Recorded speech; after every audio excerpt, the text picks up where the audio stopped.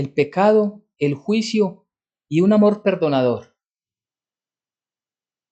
Oseas capítulo 14. Dice la santa palabra de Dios. Vuelve, oh Israel, al Señor tu Dios, porque por tu pecado has caído. Llevad con vosotros palabras de súplica, y volved al Señor y decidle, quita toda iniquidad y acepta el bien, y te ofreceremos la ofrenda de nuestros labios. No nos librará el asirio, no montaremos en caballos, ni nunca más diremos a la obra de nuestras manos, dioses nuestros, porque en ti el huérfano alcanzará misericordia. Yo sanaré su rebelión, los amaré de pura gracia, porque mi ira se apartó de ellos. Yo seré a Israel como rocío, él florecerá como lirio y extenderá sus raíces como el Líbano. Se extenderán sus ramas y será su gloria como la del olivo y perfumará como el Líbano. Volverán y se sentarán bajo su sombra, serán vivificados como trigo y florecerán como la vid. Su olor será como del vino del Líbano. Efraín dirá, ¿qué más tendré ya con los ídolos? Yo lo oiré y miraré, yo seré a él como la haya verde, de mí serán hallado tu fruto. ¿Quién es sabio para que entienda esto y prudente para que lo sepa? Porque los caminos del Señor son rectos, y los justos andarán por ellos, mas los rebeldes caerán en ellos. Amén y amén. Bien, esta palabra que el Señor nos regala hoy, que nos permite leer, que nos permite meditar en ella, del profeta Oseas, una palabra que tiene sumamente gran importancia, como toda la Biblia, pero esta palabra en especial el día de hoy para nosotros, porque nos enseña y nos muestra la santidad de Dios y la pecaminosidad de todos nosotros los seres humanos. Este libro del profeta Oseas es importante comprenderlo en todo su contexto. Y lo que vemos es que, lo primero que debemos decir es que el profeta Oseas, su ministerio empieza durante el reinado de Jeroboam II. ¿Y por qué es importante saber el periodo? Porque en este instante, como lo vamos a ver, este era un reinado que tenía mucha prosperidad. Se caracterizaba por tener gran prosperidad, repito, una gran bonanza económica, tenía poder como nación y tenía una paz con sus vecinos, pero tenía un grande y grave contraste, y es que estaba la nación inmersa en una corrupción moral y en una decadencia espiritual totalmente lamentable. Estaban lamentablemente en una caída, un deterioro espiritual, quizás como nunca lo había vivido esta nación. Y es muy importante, ¿por qué? Porque hoy en día se quiere cuantificar la bendición de Dios en términos económicos. Entonces, si tengo mucha provisión, si en los negocios me están yendo bien, si tengo abundancia, eso significa que Dios está feliz con lo que hago y me está bendiciendo cada vez más y más, lo cual no necesariamente es cierto. De hecho, el Evangelio de la Prosperidad dice eso, enseña eso, que por ser nosotros hijos del gran rey, entonces necesariamente tenemos que vivir como sus príncipes. Pero la Biblia en ninguna parte enseña esto. De hecho, por el contrario, La Biblia nos enseña que en el mundo tendremos aflicciones. Entonces es muy importante porque todo lo que nos enseña este libro de Oseas nos va confrontando cada vez más y más a cada uno de nosotros, como personas, como familia, como iglesia cristiana aún, y mucho más amplio como sociedad. Oseas ve anticipadamente la caída de Israel, eso es lo que le muestra el Señor, que estando ellos en una bonanza, en un gran tiempo de prosperidad económica, donde tenían relativamente mucha paz allí en la nación, Él le muestra el castigo que vendría para ellos como nación, pero también les muestra cuál era la causa de ese castigo y las consecuencias que trae su maldad. Sabemos que cada acción que nosotros hagamos tiene una consecuencia. Si obramos mal, consecuencias malas y desagradables tendremos. Si obramos bien, el Dios Todopoderoso nos sustentará. Pues a través de una metáfora, de una experiencia propia que Dios le permite vivir a Oseas, a través de esta metáfora, Él le da una enseñanza a Israel y vamos a ver en qué consistía la metáfora. A través de esa metáfora de que lo que estaba viviendo o lo que iba a vivir Oseas en ese momento mostraba lo que Dios sentía y vivía por el pueblo de Israel. Pero también Dios le manifiesta al pueblo su pecado, el juicio que vendría, pero algo muy importante, su misericordia y ese amor perdonador que Dios tiene para con su pueblo y que tiene para todos nosotros los cristianos. Entonces Dios manda a Oseas, y este es el contexto ya de la vida personal de Oseas, Dios lo manda a casarse con una mujer que le sería infiel, con una mujer fornicaria, dice la Biblia. Esto lo encontramos en el capítulo 1 de Oseas, versículo 2. Allí dice la palabra del Señor. El principio de la palabra del Señor por medio de Oseas. Dijo Dios a Oseas, ven, tómate a una mujer fornicaria e hijos de fornicación, porque la tierra fornica apartándose del Señor. Esto es la instrucción primera que le da Dios a Oseas.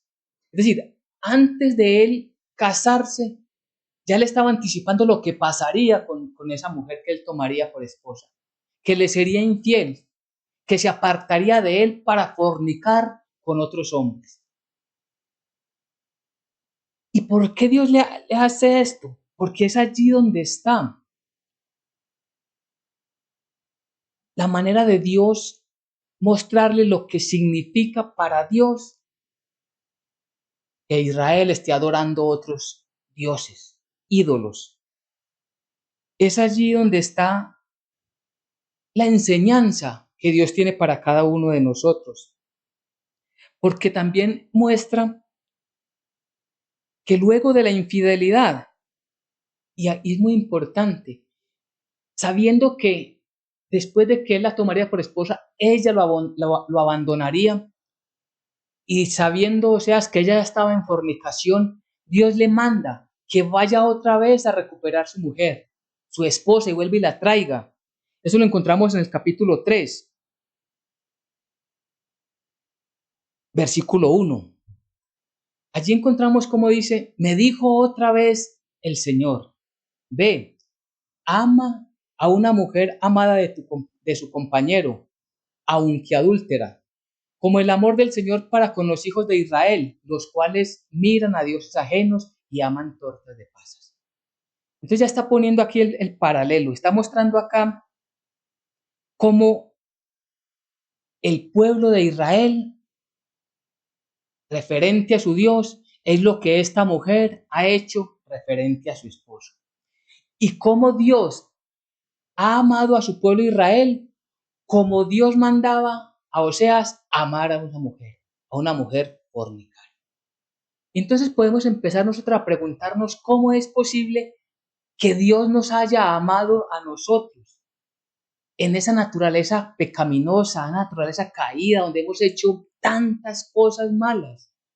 Y podemos decir con toda seguridad, no ha pasado un solo día en que no hayamos pecado contra nuestro Dios. Y Él está hablando algo muy explícito y es el adulterio. Miremos la importancia que tiene delante de los ojos de Dios. La Biblia nos enseña lo grave que es delante de los ojos de Dios el adulterio y la fornicación. Él lo toma como ejemplo para que Israel sepa el daño que hacen esa relación con el Señor cuando ellos se fueron tras ídolos, cuando ellos se van en las idolatrías. Y nosotros también, porque cuando estamos nosotros confiando más en el mundo, en nuestras fuerzas, en nuestras propias riquezas, en nuestra capacidad intelectual o en cosas que tienen algunos, seguramente no cristianos, que confían en la suerte, en los juegos de azar, en fetiches que ponen en la casa porque eso les va a traer buena suerte. En todas esas cosas, ¿qué hay allí? Una infidelidad completa delante de los ojos de Dios. Asimismo es con el matrimonio. Asimismo es el matrimonio que, como Dios espera que esa relación de Israel con Él sea única en santidad, así espera Dios que el matrimonio lo llevemos nosotros en santidad. Entonces, allí está la metáfora. Es una ilustración del amor de Dios para con su pueblo, un pueblo rebelde. Pero está el amor de allí directo, implícito y explícito, de que Dios es un Dios perdonador.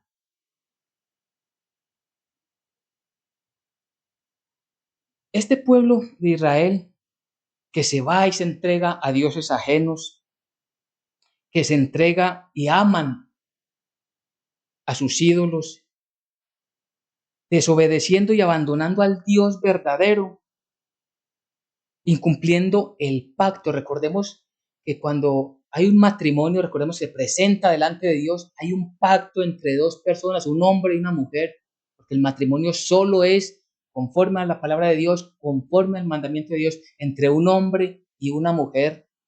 No es entre dos mujeres ni entre dos hombres, sino entre un hombre y una mujer. Es un pacto que se celebra delante del Señor. Este pacto que se celebra delante del Señor tiene como testigo al mismo Dios verdadero. Es un compromiso que en términos naturales en el mundo cuando se sella un pacto, un compromiso, se va a una notaría para sellar el compromiso y ninguna de las partes puede eliminar el compromiso. Pues en el matrimonio es delante de Dios, es la misma presencia santa y divina de Dios que está allí como testigo de ese juramento. Pues, ¿qué sucede bíblicamente cuando una de las partes infringe el pacto, incumple el compromiso? Que la otra persona ya no está obligada a cumplir su parte. Es decir, si una de las personas fue infiel, la otra persona puede desligarse, desvincularse sin pecar contra Dios, desvincularse de esa persona. Pero, ¿qué es lo que le manda Dios a Oseas? Le dice, aunque Oseas está en su derecho de abandonar definitivamente a esta mujer, Dios le dice, ve y ama a esa mujer. Primero le ha dicho que tomara a esa mujer, pero ahora le dice que la ame. Hay una gran diferencia. Como el amor de Dios para con sus hijos de Israel. Entonces vemos acá algo que es muy importante. Aunque Dios ya no tendría por qué cumplir su parte del pacto. ¿Cuál era el pacto? que Dios sería para ellos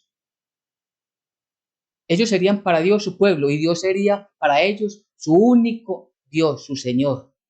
Ese era el pacto. Dios los protegería, los bendecería, los protegería en todo momento. Y ellos adorarían solamente al Dios verdadero. Es una relación de pacto, de fidelidad.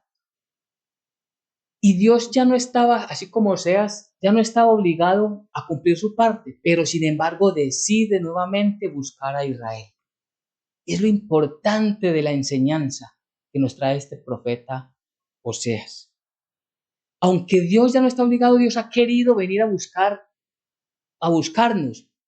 Ahora podemos decir, pero bueno, ¿qué pasa con Israel? Esta parte de la profecía que cuando leemos todo el libro de Oseas, hay una parte que no se ha cumplido y es que Israel se volverá a su Dios. En este momento todavía no. Sabemos que Dios está tratando en este momento con la iglesia, con los gentiles, para que nos volvamos a Él a través de su Hijo Jesucristo.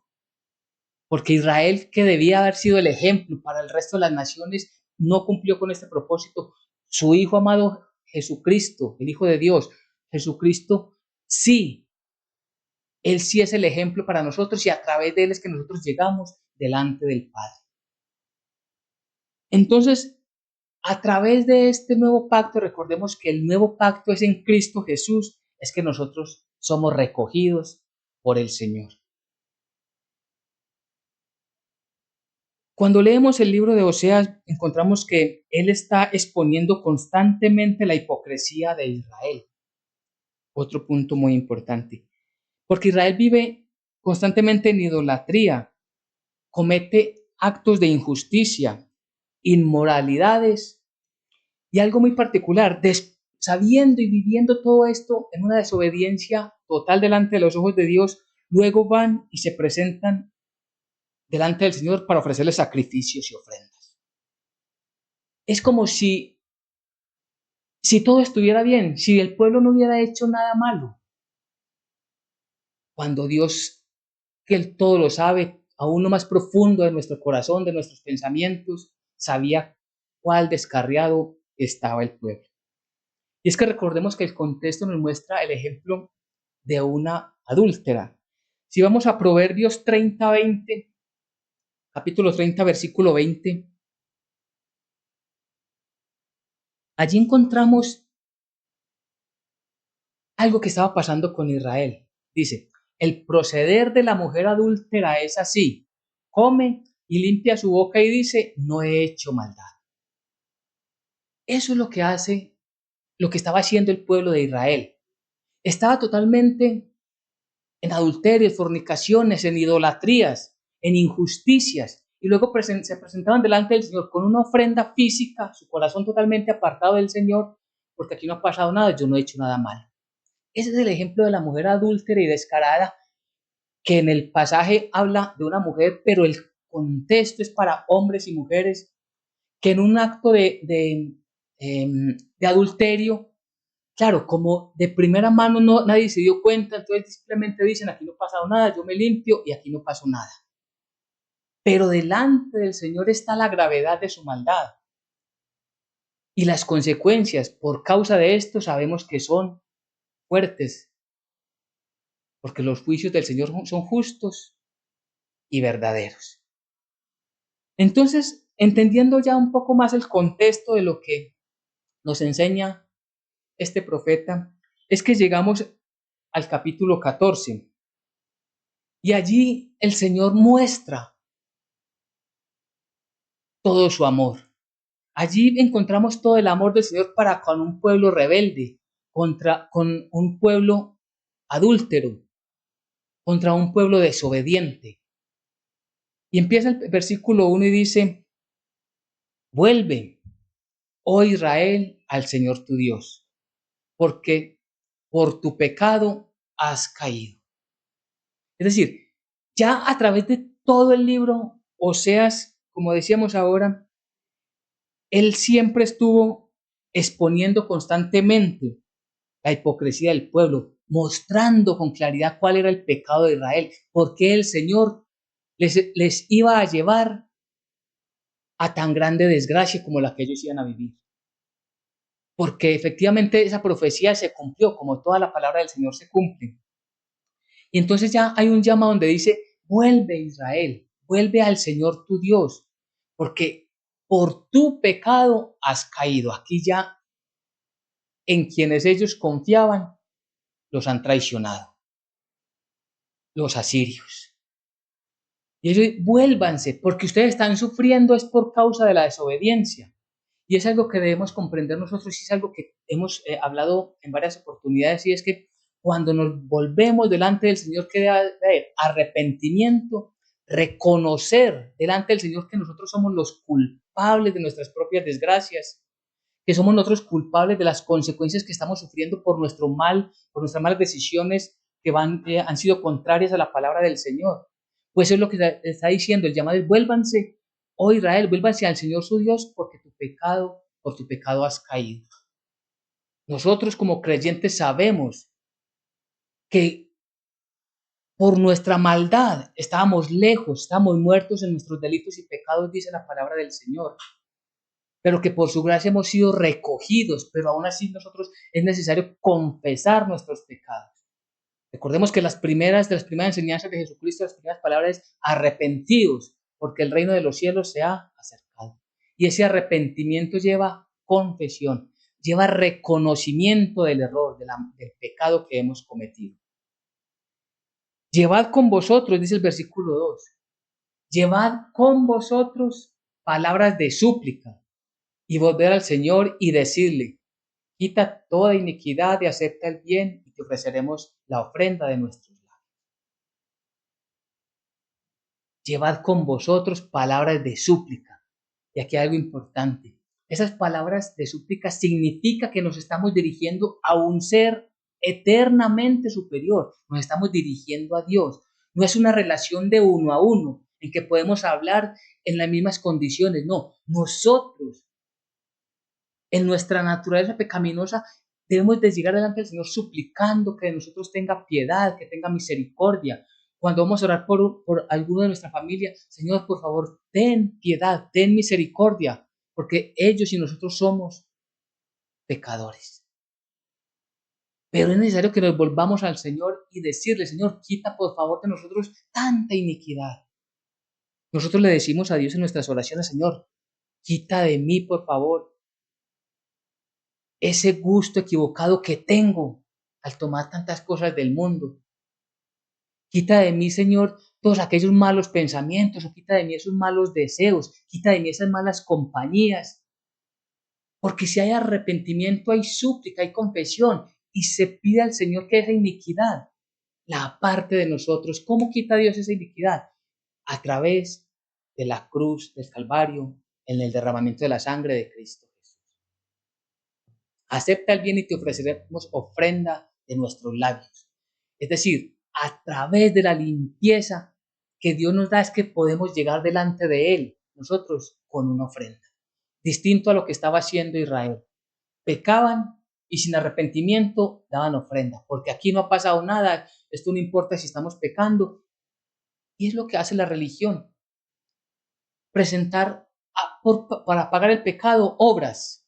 Entonces, yo sí soy pecador, pero yo hago una obra de misericordia, entonces ahí estoy como más o menos bien delante del Señor, ya me puedo presentar delante de Él.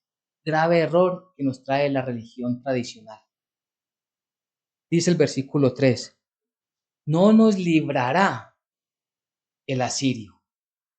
No nos librará el asirio, ¿por qué? Porque cuando ellos estaban en tiempos de Jeroboam, Jeroboam II, ellos habían hecho pacto con las naciones vecinas, entre ellos los asirios. Y los asirios, ese pacto que habían ellos, los traicionó, los asirios traicionaron al pueblo de Israel. Más o menos 20 años después de que empezó Oseas a profetizar, cae Israel. Son arrasados completamente. Ellos como nación son desolados, fueron traicionados por este pueblo. Y ahora ellos dicen, no confiaremos, no nos librará el asirio. Es decir, ya no seguiremos confiando en él. Claro, ellos habían vivido la experiencia de la traición.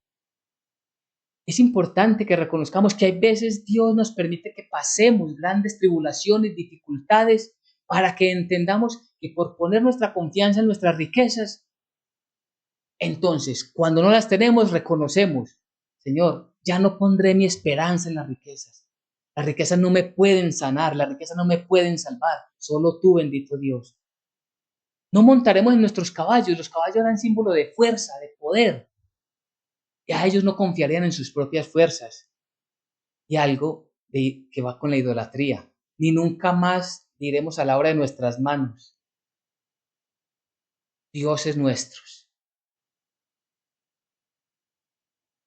Conocemos todos, sobre todo quienes venimos de la religión tradicional, que a las imágenes se le dicen, ese es Jesús, ese es mi Dios, este es el Cordero de Dios, todo lo que nos enseñaban por allá. Pues ya no le diremos a eso, tú eres mi Dios, sino que ya nuestra relación es espiritual, es en gratitud, es en confesión de pecados, es en comunión a través de su palabra. Ya no le diremos a ninguno, usted es nuestro Dios. ¿Qué pasó cuando Dios, después de que Dios sacó a su pueblo de la esclavitud de Egipto, cuando Moisés sube a recibir los 10 mandamientos, el pueblo peca en idolatría y hacen un becerro y le dicen al becerro, este es el Dios que nos sacó de Egipto? Lo encontramos en el libro de Éxodo. Es lo mismo. Ya no le diremos a la obra de nuestras manos, tú eres nuestro Dios. Ya no vamos a decir que a nosotros nos libró la suerte, que a nosotros nos libró un médico, que a nosotros, no. A nosotros nos salvó el Dios Todopoderoso, que puede utilizar un médico, que puede utilizar diversas circunstancias de la creación propia de Él, de lo que es de Él, todo es del Señor. Pero toda la gloria es para nuestro Dios. Porque en el huérfano alcanzaremos misericordia. Porque en ti el huérfano alcanzará misericordia. Claro, si ellos no están sin Dios, están sin padre, están huérfanos, pero ellos están apelando a un principio bíblico de la misericordia que Dios pide que tengamos de los huérfanos y cómo ellos apelan para que Dios se apiade de ellos porque se sienten huérfanos cuando Dios no está con ellos. Yo sanaré tu rebelión. Los amaré de pura gracia porque mi ira se apartó de ellos. Yo sanaré su rebelión. Cuando hay una confesión verdadera, cuando hay un arrepentimiento, cuando hay una verdadera súplica, cuando reconocemos nuestra naturaleza caída, Dios nos sana. Dios aparta de nosotros su enojo. Dios tiene de nosotros compasión. Algo que dice, los amaré de pura gracia. Sabemos que la salvación es por gracia. Es algo inmerecido. ¿El pueblo de Israel merecía que Dios tuviera misericordia? No. La mujer, Gomer es el nombre de la mujer de Oseas, merecía que Oseas fuera y la buscara, la rescatara de su inmundicia, de su suciedad y la amara nuevamente en su hogar. No lo merecía. Ese es el amor de Dios para con su pueblo y ese es el amor de Dios para con nosotros. ¿Merecíamos nosotros que Dios nos hubiera mirado? Definitivamente no. ¿Merecíamos que Dios nos hubiera dado entendimiento, el don de la fe para que miráramos a la cruz?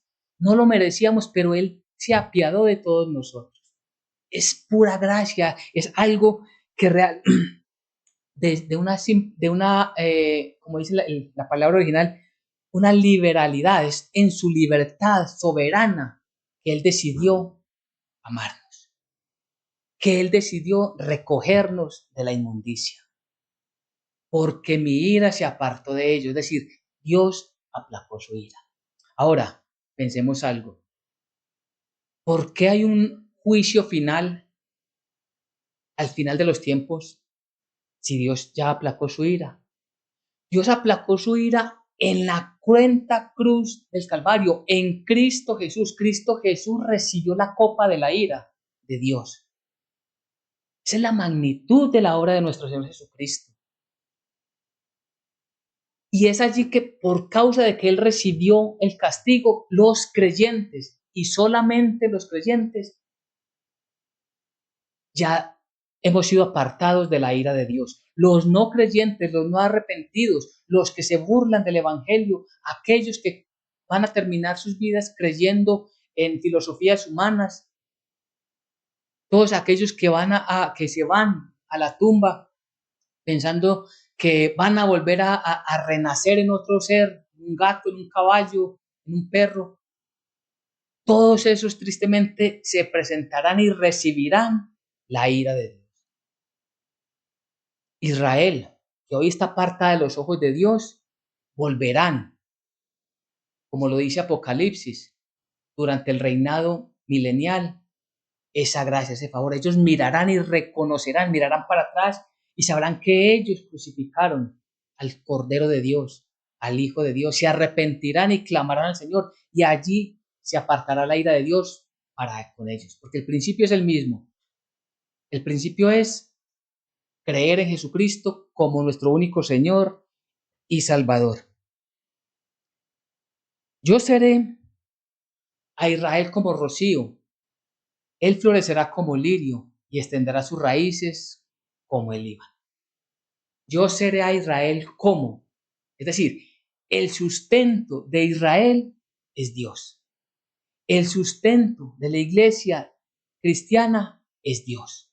Nosotros hoy estamos en todo su favor, el que nos sustenta es Él. Por eso nuestra fe y nuestra confianza debe ser exclusivamente en Él. Y nuevamente, no es en nuestra habilidad para los negocios, no es en nuestra capacidad intelectual, no es por las riquezas que tengamos, las riquezas son pasajeras, dice la santa palabra del Señor. Vuelan como las aves, rápidamente pueden espumarse si Dios así lo permite. Nuestra vida aún física, hoy podemos tener salud, mañana no sabemos, pero Dios es el que nos sustenta. No importa lo que pase con nosotros, siempre estaremos en su gracia y en su favor. Se extenderá sus ramas, dice el versículo 6, y será su gloria como la del olivo, y perfumará como el Líbano. Así será nuevamente Israel, repito, en el milenio. Pero nosotros hoy sabemos que estamos allí, abrigados por la presencia del Señor, que la gloria no es de nosotros, sino de nuestro Rey Jesucristo, que Él nos permite brillar, pero solamente por su misericordia, y que Él de nosotros se ha apiadado. Y por eso para muchas personas nos miran y dicen, estas personas han sido bendecidas. Sí, hemos sido bendecidas por la gracia, por el favor y por el amor de Dios. Volverán y se sentarán bajo su sombra, serán vivificados como trigo y florecerán como la vid. Su olor será como de vino del Líbano, es decir, un pueblo especial, un pueblo distinto al resto de las naciones. Esto será con Israel. Esto es una profecía por cumplirse para Israel. Pero nosotros, que hoy estamos bajo su sombra protectora, bajo las alas del Omnipotente, es que nosotros podemos avanzar confiados y gozosos. Podemos ser nosotros ese olor fragante para que muchas personas conozcan el Evangelio de la salvación por gracia. Si nosotros nos comportamos como verdaderamente cristianos, como creyentes que somos. Y dice el versículo 8, Efraín dirá, muy importante este versículo, Efraín dirá, ¿qué más tendré ya con los ídolos? Yo lo oiré y miraré, yo seré a él como la haya verde, de mí será hallado tu fruto.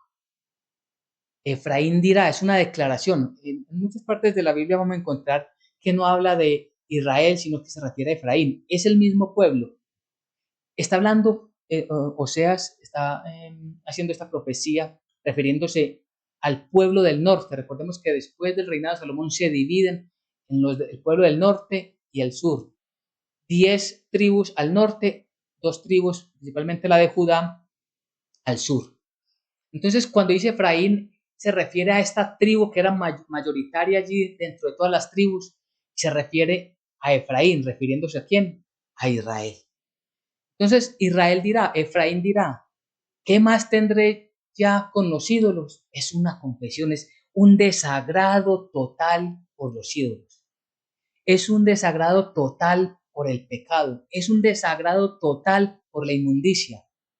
Y aquí es algo que debemos nosotros preguntarnos. ¿Sentimos nosotros desagrado por el pecado? ¿O todavía sentimos comodidad estando allí en medio del pecado?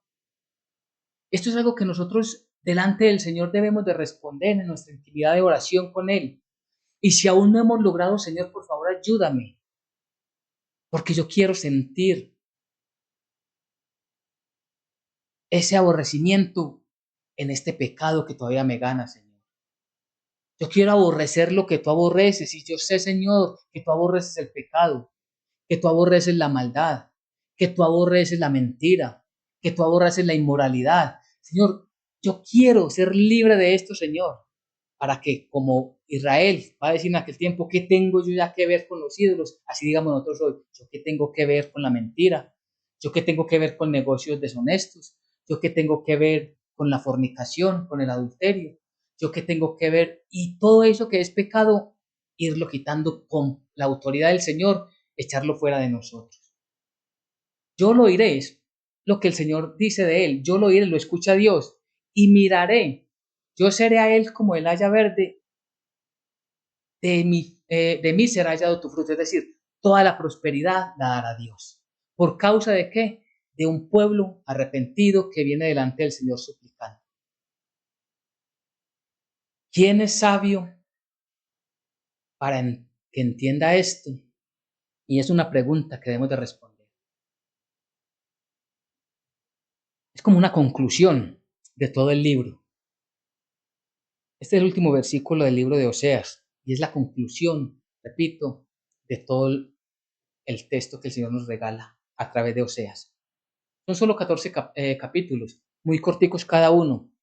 Les invitamos para que lo lean en casa, en sus momentos de oración íntima, y lo lean con despacio, entendiendo ya el contexto, los tiempos y las razones por las que sucedieron esto, y se acerquen más, cada uno nos acerquemos más al entendimiento que el Espíritu Santo nos da. Pues él dice como conclusión, ¿quién es sabio para que entienda esto? Es decir, y prudente para que lo sepa. ¿Quién es sabio para entender que estábamos en una naturaleza caída y que el Señor nos ha rescatado por pura gracia? Esto lo para nosotros los creyentes, pero los no creyentes, ¿quién es sabio para entender que está viviendo totalmente desobediente delante de los ojos de Dios, aunque esté asistiendo a procesiones, aunque esté asistiendo a rituales, aunque esté asistiendo a altares hechos por manos de hombres, aunque esté presentando ofrendas que el Señor no ha pedido? ¿Quién es sabio para entender que eso lo aborrece el Señor y que lo que Él quiere es que vengamos con un corazón arrepentido, le busquemos a Él a través de su Hijo Jesucristo, que supliquemos misericordia? ¿Quién es entendido para comprender que por nuestras obras ninguno será salvo? Porque los caminos de Dios son rectos y los justos andarán por ellos. Los caminos del Señor son en rectitud. Los justos, ¿quiénes somos los justos? Los que hemos sido justificados por gracia, los que Dios nos ha dado, nos ha declarado justos a través de nuestra fe en Cristo Jesús. Esos somos los justos. No es porque por nuestras obras ya nosotros seamos santurrones, absolutamente no, sino que sabemos, comprendemos que en Cristo Jesús Dios nos ha declarado justos. Pues si somos conscientes de que Dios nos ha declarado justos, caminamos en la voluntad de Dios. Estamos en los caminos de Dios, en los caminos del Señor. Eso es lo que nos dice la palabra del Señor. Los caminos del Señor son rectos y los justos andarán por ellos. Pero termina diciendo, mas los rebeldes caerán en ellos. Caerán en el camino, tropezarán en el camino y recibirán el juicio del Señor. Esa es la gran diferencia entre el creyente y el no creyente. Ambos pecadores. Pero los que hemos sido justificados, ahora entendemos que ya somos salvos y que nuestra vida está en estar en los caminos del Señor, en hacer sus obras, como nos dice Efesios, capítulo 2, versículos del 9 en adelante, tal vez versículo 10. Dice allí que nosotros debemos de hacer las obras que Dios preparó de antemano. Es decir, es ya nuestra responsabilidad. Si no estamos nosotros haciendo la obra del Señor, si no estamos en los caminos del Señor, es importante revisarnos porque puede haber un espíritu de engaño donde nos hace creer que somos creyentes, que somos cristianos, pero todavía estamos como decíamos ahora, muy cómodos en el mundo con todas sus maldades, idolatrías y pecados. Así que teniendo este contexto y teniendo esta palabra y esta conclusión, encontramos en este pasaje el pecado, el juicio y un amor perdonador. Amén y amén.